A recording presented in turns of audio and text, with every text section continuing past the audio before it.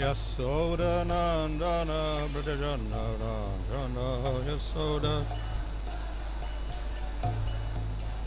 Ramunati ravanachari Ramunati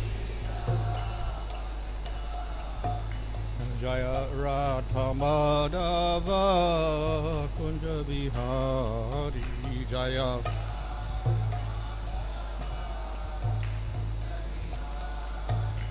Hare Krishna Krishna Krishna Hare Hare Hare Rama Hare Hare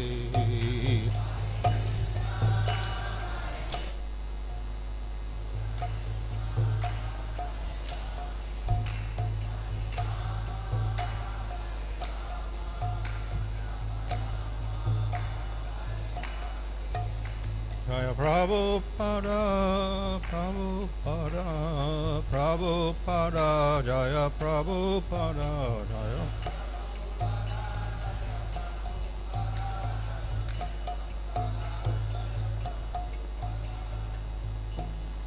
Jaya Vishvabharavan Bhavarajika Saraya, Sarasi Svatisi, Bhaktivedanta Swami Srila Prabhupada, Ki Jai, Namachar Haridas Thakur Ki Jai, Friends of the whole Sri Krishna Chaitanya, Prabhu Nityananda, Sri Advaita Gadadhar, Shivasadi Gaur, Bhaktivinoda Ki Jai, Sri Sri Radha Krishna Gopa Gopa Dashaba Kunda Radha Kunda Giri Govardhan Ki Jai, Shri Vrindavana Ki Jai, Navadipnam Ki Jai, Ganga Jamuna Tulsi Bhakti Devi Ki Jai, Ananda Koti Vaishnava Vrinda Ki Jai, Samaveta Bhaktivinoda Ki Jai, Oh Premanandi, all glories to some of the bodies, all glories to some of the bodies, all glories to some of the bodies, all glories to Sri Guru Chikrang, all glories to Sri Prabhupada. Om Namo Bhagavate Vasudevaya. Om Namo Bhagavate Vasudevaya. Om Namo Bhagavate Vasudevaya. Nama Om Shivadaya, Krishna Vrishaya Bhutale, Shivate, Bhaktivedanta Swami Niti Namane, Namaste, Saraswata Devi, Gauravani Prachadane, Nirvishesha Shunyavadi Pastachade Shatadade, Sri Krishna Chaitanya, Prabhu Nityananda, Sri Advaita Gadadhar, Shivasadi Gaur Bhaktivedanta, Hare Krishna, Krishna Krishna, Hare Hare, Hare Rama, Rama Rama, Hare Hare. Reading from Srimad Bhagavatam Canto 11, chapter 22, verse 9. Paurvāparyam amīṣām prasaṅkhyānam abhīpsatām yathā viviktaṁ yad-vaktram gṛhṇīmo yukti-sambhavāt.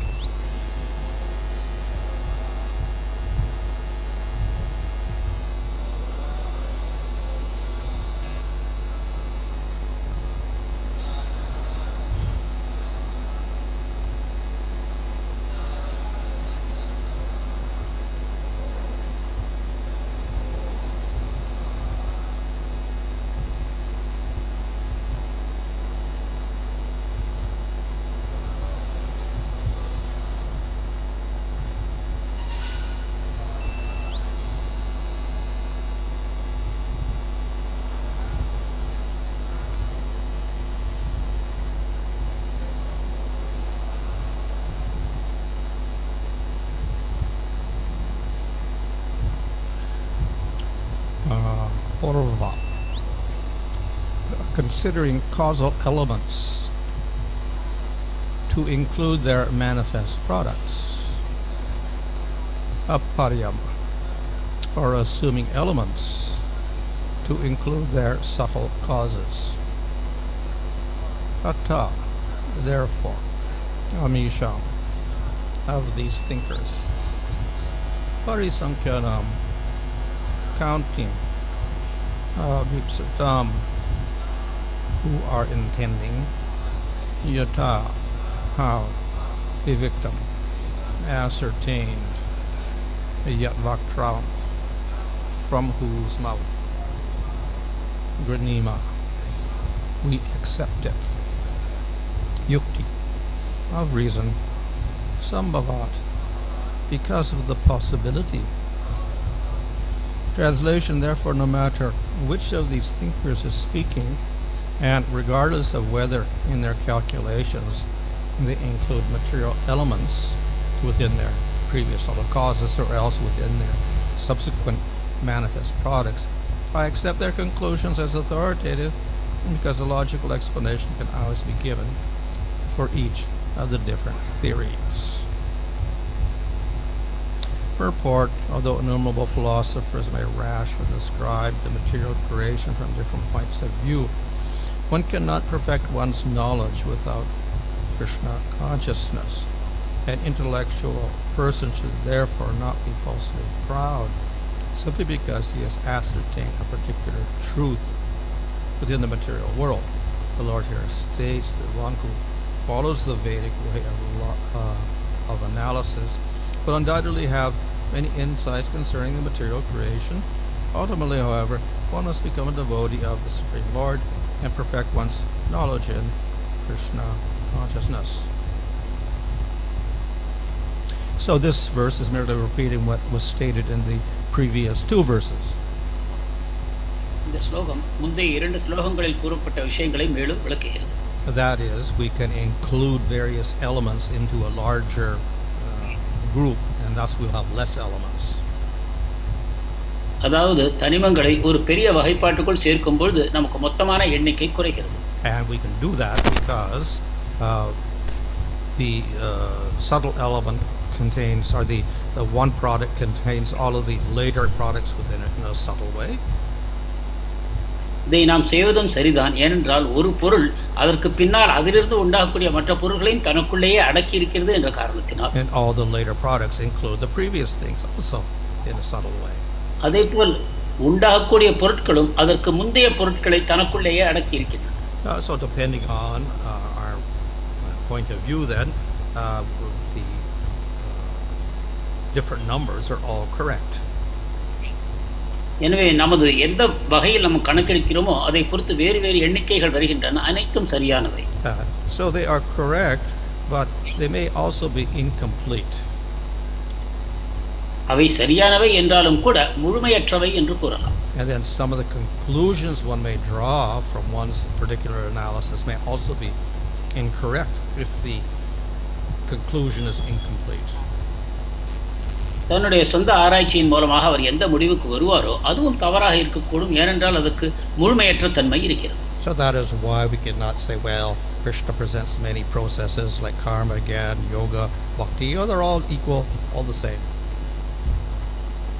எனவே தான் கிருஷ்ணர் கர்மயோகம், ஞான யோகம், அஷ்டாங்க யோகம், பக்தி யோகம் அனைத்தையும் வழங்கும் பொழுது அனைத்தும் ஒன்றுதான் என்று நாம் கூறுவது தவறாகும். Certainly the Lord accepts them all, and he even speaks about them all, as in Bhagavatam and Bhagavad Gita. பகவான் இந்த அனைத்தையும் ஏற்றுக்கொள்ளத்தான் செய்கிறார், அவற்றை பற்றி பேசவும் செய்கிறார் பாகவதத்திலும் கீதையிலும். But some people will accept these in a different way.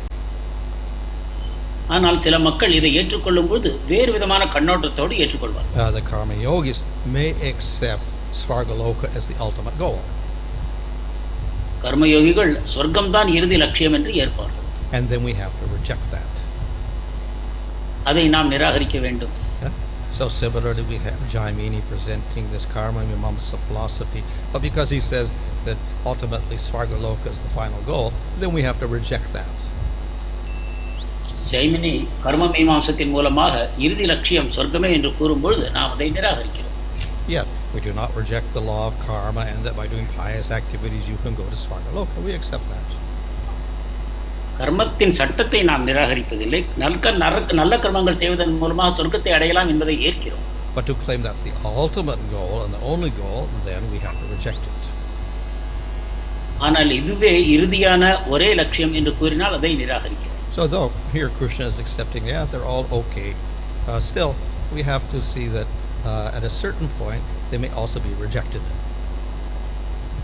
இங்கும் கிருஷ்ணர் கூறுகிறார், இவை அனைத்தும் சரியாகத்தான் தோன்றும், ஆனாலும் கூட ஒரு காலகட்டத்தில் அவற்றை நாம் நிராகரிக்க வேண்டும். Yeah, so basically we agree with Kapila Sankhya, with the elements and the senses and the sense objects, etc., the ahankara and mahatattva. So we agree. Yeah, it's the same thing. எனவே அடிப்படையில் கபிலருடைய சங்கிய யோகத்தின் மூலமாக மனம், மகத்தத்துவம், புலன்கள், புலனுணர்ச்சி பொருட்கள் இந்த எண்ணிக்கைகளை நாம் பொதுவாக ஏற்கிறோம். And he also accepts the atma. So that's good also. அவர் ஆத்மாவின் இருப்பையும் ஏற்றுக்கொள்கிறார், அதுவும் நல்லது. But he does not accept Supreme Lord. ஆனால் அவர் பரமபுருஷ பகவானை ஏற்கவில்லை. So therefore we don't accept that philosophy. எனவே அந்த கபிலருடைய தத்துவத்தை நாம் ஏற்கவில்லை. So yes, we accept it, we accept the elements, etc., but we don't accept the final conclusion there's no God. We accept, no, that's wrong. தனிமங்களை பற்றி அவருடைய விவரங்களை நாம் ஏற்கிறோம், ஆனால் இறுதியில் பரமபுருஷ பகவான் இல்லை என்று கூறும்போது அதை நாம் நிராகரிக்கிறோம். Yeah. So similarly, we can go through Nyaya philosophy who have a similar concept of the elements, etc. They add a few extra things as well, whatever. But again, they, of course, then they also accept the Supreme, but impersonal. அதே போல நியாயவாதத்திற்குள் போவோமானால் அவர்களும் பலவிதமான தனிமங்களின் எண்ணிக்கையை கூறுகிறார்கள், அவற்றை நாம் ஏற்கிறோம், ஆனால் இறுதியில் அவர்கள் பரமபுருஷ பகவான் அருவம் என்று கூறுகிறார். So they present the main elements the same as Sankhya, etc., plus a few extra things they put in, plus they accept Atma, plus they accept the Supreme. அவர்கள் சங்கியத்தை போலவே பலவிதமான எண்ணிக்கைகளை தருகிறார்கள், அந்த பலவிதமான விளக்கங்களையும் கூறுகிறார்கள், பரமபுருஷர் உன்னதமான ஆத்மா இருக்கிறார் என்பதையும் ஏற்கிறார்கள். But that Supreme entity doesn't really do anything in their philosophy, so that we don't accept. ஆனால் அவர்களது தத்துவத்தில் அந்த உன்னதமான ஆத்மா எந்த செயல்பாடுகளும் செய்வதில்லை, சும்மா இருக்கிறார், அதை நாம் ஏற்பதில்லை. So in this way, yes, we can accept, but at the same time, at a certain point, if they make certain claims, we don't accept. இவ்விதமாக இந்த வேறு வேறு தத்துவங்களை ஒரு தளத்தில் நாம் ஏற்கிறோம், ஆனால் ஒரு குறிப்பிட்ட இடத்தில் அவற்றை நாம் துறந்து விடுகிறோம். And then we have Shankara's philosophy. அடுத்ததாக சங்கரருடைய வாதம் இருக்கிறது. Oh yes, he will also accept elements and Mahatattva, Prakriti, and everything like that. அவரும் தனிமங்கள், மகத்தத்துவம், பிரகிருதி போன்ற விஷயங்களை ஏற்கிறார். Yeah, and then he'll accept Brahman, supreme entity. பிரம்மன் அனைத்துக்கும் உயர்ந்தவர் என்பதையும் அவர் ஏற்கிறார். But then he says, all the elements are false. They don't really அதன் பிறகு இந்த தனிமங்கள் அனைத்தும் பொய்யானவை என்று கூறுகிறார். So we don't accept that. அதை நாம் ஏற்பதில்லை. So we have to be careful when we want to accept everything. Yeah, they're all fine, all the sages are intelligent, fine, we accept everything. But certain conclusions we don't accept also. இந்த விஷயத்தில் நாம் கவனமாக செயல்பட வேண்டும். கூறக்கூடிய அனைத்திலும் பெரும்பாலான விஷயங்களை நாம் ஏற்றுக்கொண்டாலும் கூட எந்த இடத்தில் அவை நம் தத்துவத்திலிருந்து மாறுபடுகின்றன என்பதை அறிந்து அந்த இடத்தில் அவற்றை நிராகரிக்க வேண்டும். So they are all useful for a certain level of development, but they don't bring us to the highest level. இவ்வாறு இவை அனைத்தும் நாம் ஓரளவு வளர்ச்சி அடையும் வரை அவை உதவுகின்றன, ஆனால் உன்னதமான விளைவுக்கு அவை நம்மை அழைத்துச் செல்வதில்லை. And therefore, if a person understands that, fine. But if they don't and they think that that is the highest level, then that is a big mistake. எனவே இந்த தத்துவங்களை ஏற்றுக்கொள்வர்களை பற்றி நாம் குறை கூறுவதில்லை, ஆனால் இந்த தத்துவங்களே இறுதியானவை என்று கூறும்போது அது தவறாகிறது.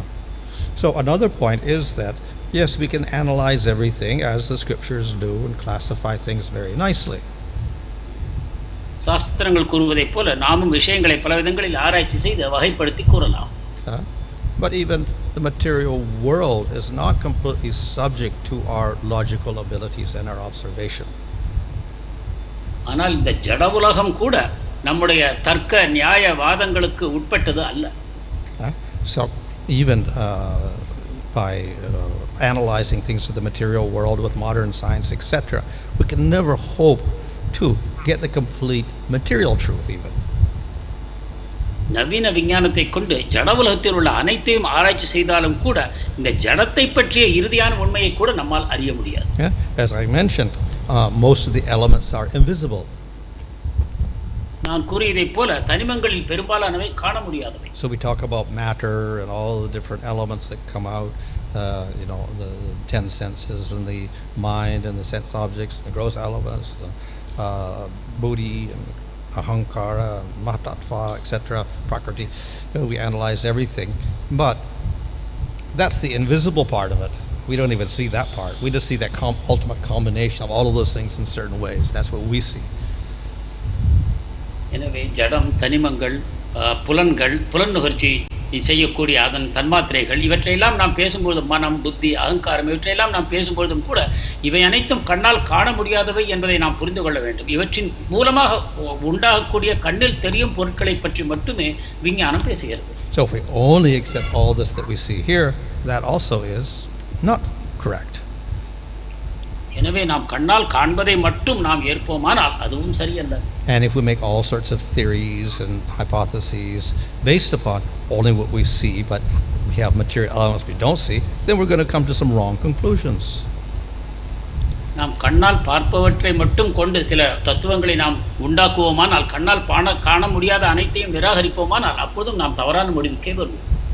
And of course, then beyond that, we have spiritual things. We have Atma, which can never be detected by material experiments. And we have Supreme Lord also, that cannot be detected by material experiments. இவை அனைத்துக்கும் அப்பால் ஆன்மீகமான பொருட்கள் இருக்கின்றன. ஆத்மா இருக்கிறது, அதை நம்மால் காண முடியாது. அதற்கு மேல் பரமபுருஷ பகவான் இருக்கிறார், அவரையும் நாம் விஞ்ஞான கருவிகளின் மூலமாக காண முடியாது. And they are involved in the workings of this gross material world. ஆனால் இந்த ஸ்தூலமான ஜட உலகத்தின் செயல்பாடுகளில் அவர்கள் ஈடுபட்டிருக்கிறார்கள், அவர்கள் பங்காற்றுகிறார்கள். So we could never come to a complete conclusion about the material world just based upon our sense perceptions. எனவே நமது புலன்களின் மூலமாக கிடைக்கும் அறிவை கொண்டு இந்த ஜட உலகத்தை கூட நாம் முழுமையாக புரிந்து கொள்ள முடியாது. However, if we take sabda, then we can come to correct conclusions. ஆயினும் சப்தத்தின் துணையை ஏற்றுக்கொள்வோமானால் சரியான முடிவுக்கு நாம் வர முடியும். But then we also have to understand the sabda in a certain way. If we don't, we get the wrong conclusions again. அதே சமயம் சப்தத்தையும் நாம் சரியான விதத்தில் புரிந்து கொள்ள வேண்டும். அவ்வாறு செய்யாவிட்டாலும் நாம் தவறான முடிவுக்கு வருவோம். So the atheists, Kapila and Gautama and others, they accepted the Vedic scriptures, they read them very thoroughly, they came to the wrong conclusion. எனவே நாஸ்திக கபிலர், கௌதமர் போன்றவர்களும் கூட சாஸ்திரங்களை நன்றாக படித்தார்கள், ஆனால் அதுக்கு பிறகு தவறான முடிவுகளுக்கு வந்தார்கள். So the easiest way to approach scripture is to first accept Supreme Lord and then read the scriptures from that point of view. Then we'll get the correct understanding. எனவே சாஸ்திரங்களை அணுகுவதற்கு சரியான வழிமுறை பரமபுருஷ பகவானை முதலில் நாம் ஏற்றுக்கொள்ள வேண்டும். அதற்கு பிறகு நாம் சாஸ்திரங்களை படிப்போமானால் சரியான முடிவுக்கு வருவோம். But if we accept the scriptures and say, okay, I'll accept scriptures, but I'm an atheist, you're going to come to the wrong conclusion automatically. ஆனால் நாம் சாஸ்திரங்களை ஏற்றுக்கொள்கிறோம், ஆனால் நான் ஒரு நாஸ்திகன் என்று கூறுவோமானால் அப்போது நாம் தவறான முடிவுக்கே வருவோம். But if you accept the scriptures, but we all accept the Supreme Lord, but he doesn't have a form, then again, you'll come to the wrong conclusion. அல்லது நான் சாஸ்திரங்களை ஏற்கிறேன், பரமபுருஷரையும் ஏற்கிறேன், ஆனால் அவருக்கு வடிவம் இல்லை என்று கூறுவோமானால் அப்பொழுதும் நமக்கு தவறான முடிவுகளே வரும். So therefore the scripture is very valuable and we can get the highest truth, but we do have to have proper faith. எனவே சாஸ்திரங்கள் மிக பயனுடையவை, அவற்றின் மூலமாக பல நன்மைகளை அடையலாம் என்பது உண்மையானாலும் கூட நமக்கு சரியான நம்பிக்கை இருப்பது அவசியம். So we can read the scriptures with that faith, then we will come to the correct conclusion. இந்த நம்பிக்கையோடு சாஸ்திரங்களை நாம் படிக்கும்போது சரியான தீர்மானங்களை அடைவோம். But even then, we have the faith, we study the scriptures, we may not be able to understand everything. அப்பொழுதும் கூட நம்பிக்கையோடு இருக்கும்போது சாஸ்திரங்களை படிப்போமானாலும் சரியான முடிவுகளுக்கு நாம் வராமலும் இருக்கலாம். Why? Is because ultimately everything is under the control of the Supreme Lord. ஏனென்றால் இறுதி கண்ணோட்டத்தில் அனைத்தும் பரமபுருஷ பகவானின் கட்டுப்பாட்டுக்குள் இருக்கிறது. And until we realize him, then we will not understand how this material world is operating. அவரை நாம் உணர்ந்து கொள்ளாத வரையில் இந்த ஜட உலகம் எவ்வாறு செயல்படுகிறது என்பதை நாம் புரிந்து கொள்ள முடியாது. So by reading the scriptures with faith, we can come to the correct conclusions in general, but we may not understand everything perfectly. எனவே சாஸ்திரங்களை சரியான நம்பிக்கையோடு படிக்கும்பொழுது நாம் சரியான முடிவுகளுக்கு வரலாம், ஆனாலும் கூட அவற்றை முழுமையான புரிதல் நமக்கு உண்டாகாது. And thus, when we read Bhagavatam, there are things we may not understand. இவ்வாறாக பாகவதத்தை படிக்கும் பொழுதும் கூட நாம் அதை சரியாக புரிந்து கொள்ளாமல் இருக்கலாம். So we read 5th canto Bhagavatam about the Mount Meru in the middle, and then Bhumandala and all the other dvipas and upper planets, lower planets, and it looks very peculiar. பாகவத்தின் 5வது ஸ்கந்தத்தை படிக்கும்பொழுது மேரு, பூமண்டலா, மேலுலகங்கள், கீழுலகங்கள் போன்ற பல விஷயங்களை படிக்கும்பொழுது நமக்கு அது புரியாமல் போகலாம். அவை ஒரு விதத்தில் ஆச்சரியமாக, வினோதமாக நமக்கு தோன்றலாம். So we can take all the measurements, so many yojanas this way, so many yojanas that way. Each dvipa has got so many yojanas, and each ocean has so many yojanas, and dvipas like that. There's so many planetary systems that certain yojanas above the other, and we can make a nice little diagram. அதில் குறிக்கப்பட்டுள்ள அளவைகளை எல்லாம் கொண்டு இந்த த்வீபத்திற்கு இந்த அளவு யோஜனை அகலம் இருக்கிறது, இந்த சமுத்திரம் இந்த அளவு யோஜனை இருக்கிறது, ஒரு உலகத்துக்கும் அடுத்த உலகத்துக்கும் இடையே இந்த அளவு யோஜனை தூரம் இருக்கிறது, இவற்றை கொண்டு அழகான படங்களையும் கூட நாம் சித்தரித்து காட்ட முடியும்.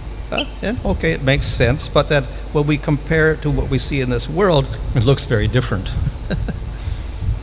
அப்பொழுது அதை நாம் புரிந்து கொள்ளும் விதமாக இருக்கிறது. ஆனால் இந்த ஜட உலகத்தோடு அதை ஒப்பு நோக்கும் பொழுது அது மிகவும் வித்தியாசமாக தோன்றுகிறது. So it is very difficult to correlate our experience of Mars and Saturn and Moon and Sun with what is said in Bhagavatam. It looks quite different. எனவே நாம் காணக்கூடிய செவ்வாய், புதன், சனி போன்ற கிரகங்களை பற்றிய நம்முடைய அறிவை சாஸ்திரங்களை கொண்டு நோக்கும் பொழுது அது மிக வித்தியாசமாகப்படுகிறது.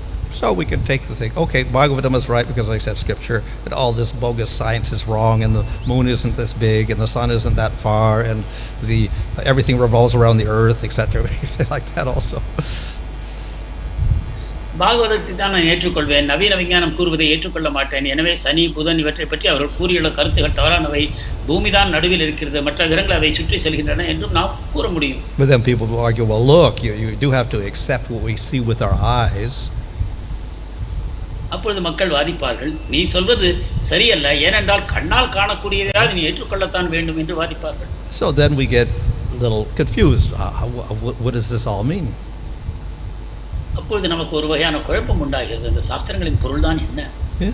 So the point is that we cannot understand even the Bhagavatam descriptions of matter, etc., unless we understand it from a higher perception. அதாவது பாகவதத்தில் ஜட உலகத்தை பற்றி கூறியுள்ள விஷயங்களை கூட நாம் சரியாக புரிந்து கொள்ள முடியாது. புரிந்து கொள்ள வேண்டும் என்றால் ஒரு உயர்ந்த கண்ணோட்டம் நமக்கு தேவைப்படும். Just as the devatas perceive time and space differently from us. உதாரணமாக தேவதைகள் நாம் அறியக்கூடிய காலத்தை விட வித்தியாசமான ஒரு காலத்தை அவர்கள் அறிகிறார்கள். Brahma's one day is how many billion years for us? பிரம்மாவின் ஒரு தினம் பல 100 கோடி ஆண்டுகளுக்கு சமமாகும். So even in material perception there is great differences, and it's hard for us to understand what a devata experiences and what Brahma experiences. எனவே ஜட கண்ணோட்டத்திற்குள்ளேயே இந்த அளவு வேற்றுமைகள் இருக்கின்றன என்றால் தேவதைகளும் பிரம்மாவும் எத்தகைய உணர்வுகளை கொண்டிருக்கிறார்கள் என்பதை நாம் எவ்வாறு புரிந்து கொள்ள முடியும்? What to speak of what the Lord experiences in relation to the material world. அல்லது பரமபுருஷ பகவான் இந்த ஜட உலகத்தை எந்த விதத்தில் அனுபவிக்கிறார் என்பதை நாம் எவ்வாறு புரிந்து கொள்வது சாத்தியம்? Therefore, even the devotees will have difficulty understanding things unless we get proper spiritual realization. எனவே பக்தர்களுக்கே கூட சரியான ஆன்மீக புரிதல் உண்டாகாத வரையில் இந்த சாஸ்திரங்களை புரிந்து கொள்வது கடினமாகவே இருக்கும். But at least by accepting the scripture, we're pointed in the right direction. ஆனால் குறைந்தபட்சமாக சாஸ்திரங்களை ஏற்றுக்கொள்வதன் மூலம் நாம் சரியான திக்கு நமக்கு திசை காட்டப்படும். Hare Krishna.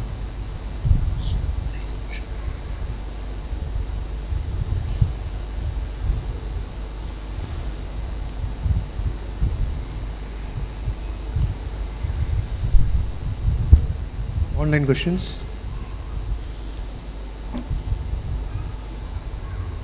Hare Krishna. Yes, thank you Maharaj. This is Suresh Srinivas Maharaj. I'll just read out the question site. Okay, Maharaj, you mentioned about understanding scriptures, that one accept the Supreme Lord and then only read scriptures. I was recalling that famous verse of Brahma's Maharaj in the 10th canto, where he says that even if a very knowledgeable person, unless he receives the mercy of the Lord, no matter how many times Chiram Vichinvan, how many times he read the Vedas, he will never understand it, Maharaj. So how do we look at that, Maharaj? பிரம்மதேவர் தசமஸ்கந்தத்தில் கூறுகிறார், பகவானுடைய கருணை இல்லாத பொழுது நாம் எந்த அளவு சாஸ்திரங்களை ஊன்றி படித்தாலும் கூட சரியான புரிதல் உண்டாகாது என்று. இதை சிறிது விளக்க வேண்டும். Well, we could say that the faith, how does the faith arise? Ultimately by mercy. நாம் இவ்வாறு கூறலாம், எங்கிருந்து நமக்கு விசுவாசம் உண்டாகிறது? அது பகவானின் கருணையினால் தான் என்று கூறலாம். To understand and accept the Lord and to accept what is stated in the scriptures requires faith, and faith does not arise by any material process.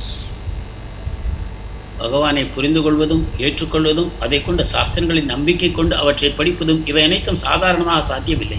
அவற்றுக்கு விசுவாசம் தேவைப்படுகிறது. அந்த விசுவாசம் தானாக உண்டாவதில்லை. So it arises by mercy of devotees. அது பக்தர்களின் கருணையால் உண்டாகிறது. And mercy of devotees is ultimately mercy of the Supreme Lord. பக்தர்களின் கருணை இறுதியில் பகவானுடைய கருணையே ஆகும். Thank you, Maharaj. From the translation, there was a term of different views or different understanding, Maharaj. I have a couple of questions on that context. The first one is from Balanidhi Prabhu. Are we conditioned by our past to accept certain types of pramanas and reject others? How to make people accept Shabda Pramana as the highest? நமது கட்டுண்ட நிலையில் நாம் சில பிரமாணங்களை ஏற்றுக்கொள்ளவும் சில பிரமாணங்களை நிராகரிக்கவும் செய்கிறோமா? அவ்வாறு என்றால் சப்த பிரமாணத்தை மக்களை பொதுவாக எவ்வாறு ஏற்றுக்கொள்ள செய்வோம்? Well, by being in the material world and being covered by ignorance, automatically we are conditioned to see in terms of matter, not spirit.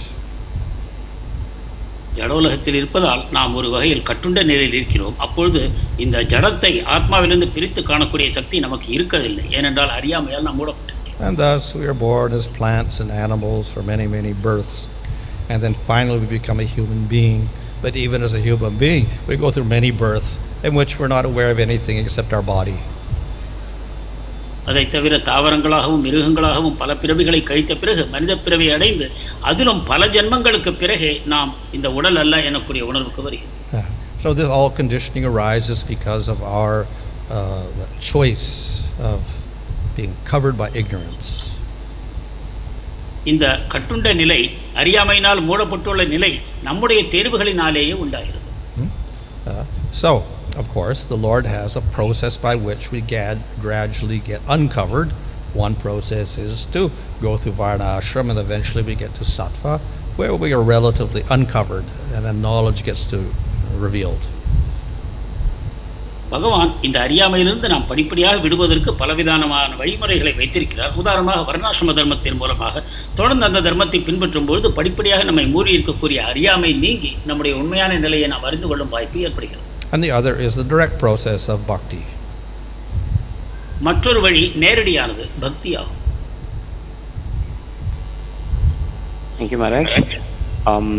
Second part of the question is, a lot of human conflict can be occurring due to the cultural conditionings. We can really not blame anyone. They are helplessly being led by conditioning, Maharaj. So I think it's partly answered in a previous part, but how can we handle these kind of conflicts, even in the association, in congregations? இந்த வெவ்வேறு விதமான கட்டுண்ட நிலையின் காரணமாக மனிதர்களுக்குள் தவறான புரிதல்களும் அவற்றின் காரணமாக மன குழப்பங்களும் ஏற்படுவது இயல்புதான். இதிலிருந்து நாம் எவ்வாறு விடுபடுவது? Well, certainly our conditioning has a role to play in our activities. நிச்சயமாக நமது செயல்கள் நம்முடைய கட்டுண்ட தன்மையினால் பாதிக்கப்படுகின்றன. But to say that all of our activities are simply the result of conditioning, then that means we have no free will at all. ஆனால் நம் செயல்கள் அனைத்துமே நமது கட்டுண்ட நிலையின் காரணமாகவே உண்டாகின்றன என்று கூறுவோமானால் நமக்கு சுய இச்சை இல்லை என்பதாகும். So no one should get any karma. அப்பொழுது ஒருவருக்கு கர்மா உண்டாகக்கூடாது. We can blame our conditioning. நமது கட்டுண்ட நிலையை நாம் குறை கூற முடியும். But of course our conditioning itself is due to our own activities. ஆனால் நமது கட்டுண்ட நிலையை கூட நமது தவறான செயல்களின் காரணமாகத்தான் உண்டாகி இருக்கிறது. As a human being, we have the opportunity of overcoming our conditioning. மனிதராக இருக்கும் பொழுது நமக்கு இந்த வாய்ப்பு கிடைக்கிறது நமது கட்டுண்ட நிலையிலிருந்து விடுபடுவதற்கு. If we don't want to, then we should be an animal. நாம் அதை விரும்பவில்லை என்றால் நாம் மிருகமாக இருந்து விடலாம். And that's why some people are born as animals, because they don't want to use their free will properly. இதனால் தான் சில ஜீவாத்மாக்கள் விலங்குகளாக பிறவி எடுக்கிறார்கள். அவர்கள் தங்களுடைய சுய இச்சையை பயன்படுத்த விரும்பவில்லை. So a true human being therefore will take responsibility for his actions in spite of his conditioning. ஒரு உண்மையான மனிதன் தன்னுடைய செயல்களுக்கு தானே பொறுப்பேற்க தயாராகிறான், அவனுக்கு எந்த அளவு கட்டுண்ட தன்மையில் இருந்தாலும் கூட. And thus we have scriptures which will give us rules to control ourselves. அப்பொழுது சாஸ்திரங்கள் நமக்கு நம்ம எவ்வாறு கட்டுப்படுத்திக் கொள்வது என்பதற்கான வழிமுறைகளை தந்து உதவுகின்றன. Now we can give the excuse, look at all those rules in scripture. Well, look, we can't do that. We're all conditioned. We can't follow these rules because we're conditioned. நாம் அதையும் மறுத்து கூறலாம். நாம் பலவிதமான கட்டுகளுக்கு உட்பட்டிருப்பதன் காரணமாக சாஸ்திரங்கள் கூறியுள்ள சட்டங்கள் அனைத்தும் நமக்கு கஷ்டமாக இருக்கின்றன, அவற்றை பின்பற்ற முடியாது என்று கூறலாம். So therefore the scriptures also say why you should follow. எனவே சாஸ்திரங்கள் இவற்றை ஏன் பின்பற்ற வேண்டும் என்ற காரணத்தையும் கூறுகின்றன. So with your intelligence, then it gives you a reason for restricting your senses. எனவே நமது புத்தி கூர்மையை கொண்டு புலன்களை கட்டுப்படுத்த வேண்டியதன் அவசியத்தை நாம் புரிந்து கொள்ள முடியும். But if you have no faith in scripture, well, I reject that. I don't believe anything like this. I'll do whatever I want. சாஸ்திரங்களில் எனக்கு நம்பிக்கை இல்லை, நான் இதையெல்லாம் செய்ய மாட்டேன், நான் நினைத்ததைப் போலவே நடந்து கொள்வேன் என்றும் ஒருவர் முடிவுக்கு வரலாம். So then truly we are under control of our conditioning, but it's not fault of anyone except ourselves, our choice. அந்த நிலையில் நம்முடைய கட்டுண்ட நிலைக்கு கீழேயே நாம் அதன் ஆதிக்கத்துக்குள் வந்து விடுகிறோம். ஆனால் அதற்காக யாரையும் நாம் குறை கூற முடியாது, நமதே பொறுப்பே ஆகும். Yeah. So as a human being, though we are conditioned, we always have choice. எனவே மனிதராக கட்டுண்ட நிலையில் இருக்கும் பொழுதும் கூட நமக்கென்று தேர்வுகள் இருக்கின்றன. And by making the right choices, then we can change our conditioning radically and get rid of the conditioning. சரியான தேர்வுகளை செய்வதன் மூலமாக நம்மை கட்டுண்ட நிலையிலிருந்து முழுமையாக விடுபடுத்திக் கொள்ள முடியும். பலவிதமான மாற்றங்களை நாம் காண முடியும். But if we refuse to accept that, then of course we are simply under the control of our conditioning and we sink down further and further in the species of life. அதை ஏற்றுக்கொள்ள மறுப்போமானால் நமது கட்டுண்ட நிலையின் காரணமாக நாம் படிப்படியாக கீழே தாழ்ந்து தாழ்ந்து சென்று இறுதியில் விலங்கு நிலையை அடைவோம். Thank you, Maharaj. Medhavani Sakhi Mataji is asking, Maharaj, you mentioned about 5th canto where he talks about the description of Jambudvīpa and Bharatvarsha and all that. And even if we draw those diagrams, it might help us in bhakti, but the fact is that we are not able to understand even a fraction of it even by reading it or hearing it, the subject matter, Maharaj. So how can we take benefit from those descriptions? ஐந்தாவது ஸ்கந்தத்தில் சிருஷ்டியை பற்றி கூறியுள்ள விளக்கங்கள் அனைத்தும் நாம் சரியாக படிப்போமானால் அது பக்திக்கு உதவும் என்று நீங்கள் கூறினீர்கள். ஆனால் அதில் ஒரு சிறு துளியை கூட எங்களால் சரியாக புரிந்து கொள்ள முடியவில்லை. இந்த நிலையில் நாங்கள் என்ன செய்ய வேண்டும்? Well, originally the whole description of the geography of the universe comes out if you look in the beginning of the 5th canto when the question is asked about it, and then I think the explanation of Sukadeva is that this description of the universe will show the skill of the Lord. ஐந்தாவது ஸ்கந்தத்தின் ஆரம்பத்தில் இந்த பிரபஞ்சத்தை பற்றிய கேள்வி கேட்கப்படுகிறது. அப்பொழுது சுகதேவ மகாராஜ் கூறுகிறார், இதை நீங்கள் படிப்பதன் மூலமாக கேட்பதன் மூலமாக பகவானுடைய திறமைகளை பற்றி புரிந்து கொள்ள முடியும் என்று கூறுகிறார். So there is skill in its